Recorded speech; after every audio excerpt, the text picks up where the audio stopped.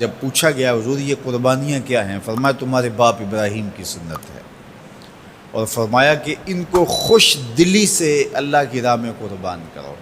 قیامت کے دن یہ اپنے بالوں کے ساتھ، اپنے سینگوں کے ساتھ اور اپنے کھروں کے ساتھ آئیں گے، اور یہ بھی ارشاد فرمایا کہ کل پل صراط پر یہ سواریاں بن کے تمہیں پل صراط سے پار لگائیں گے۔ اور جب قربانی کے لیے کوئی شخص جانور خوش دلی کے ساتھ رضائے الہی کے حصول کے لیے ذبح کرتا ہے تو اس جانور کا خون زمین پر گرنے سے قبل یہ عمل قبول کر لیا جاتا ہے۔ اور یہ بات بھی ذہن میں رکھیے گا کہ ایام نہر یہ 3 دن جو خون بہانے کے ہیں، 10، 11 اور 12 تاریخ، ان ایام میں آپ جو بھی عمل کریں، نماز پڑھیں اور دیگر صالح اعمال کریں، بہت قابل قبول ہیں اور اللہ ان کو قدر کی نگاہ سے دیکھتا ہے۔ لیکن ان ایام میں جو سب سے زیادہ اللہ کو محبوب عمل ہے وہ راہ خدا میں خون بہانا ہے، قربانی پیش کرنا ہے۔ تو قربانی کا کوئی اور متبادل نہیں ہو سکتا۔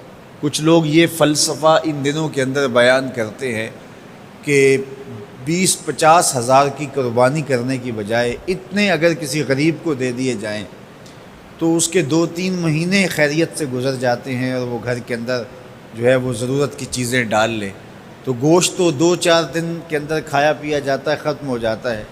لیکن اگر اتنے پیسے کسی غریب کے گھر دے دیے جائے تو یہ اچھی بات ہے۔ تو اسلام کب اس عمل سے روکتا ہے؟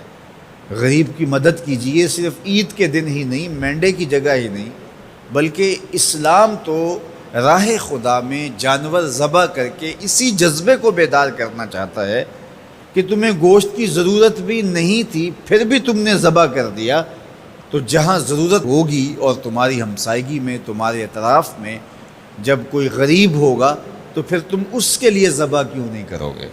اس کے لیے تم قربانی کیوں نہیں کرو گے؟ اِثار کیوں نہیں کرو گے؟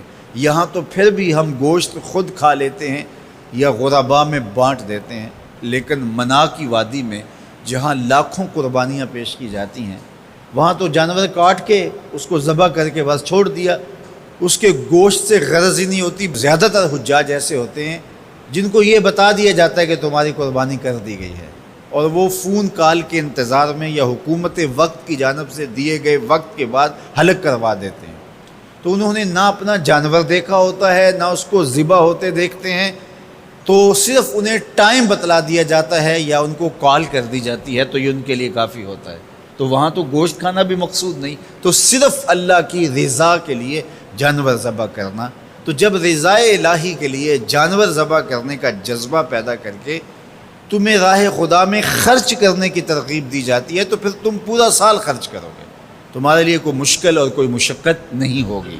لیکن اگر تم جو ہے وہ اس جذبہ خیر سے نور حاصل نہیں کرو گے تو پھر تمہیں یہ دولت نصیب نہیں ہوگی۔ تو سب سے افضل عمل ان 3 ایام کے اندر جو بتایا گیا وہ یہی ہے کہ راہ خدا کے اندر خون بہانا ہے۔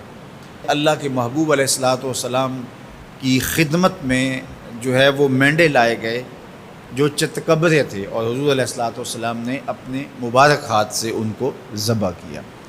تو عید قرباں یہ ایثار کی عید ہے، یہ قربانی کی عید ہے، اور اسلام ہمیں قربانی سکھاتا ہے۔ اسلام لمحہ لمحہ قربانی ہے، ایک ایک ساعت اسلام قربانی کا نام ہے، اور ہمیں درس زندگی یہی دیا جاتا ہے کہ ہم قربانی سے اپنی زندگی کو عبادت کریں۔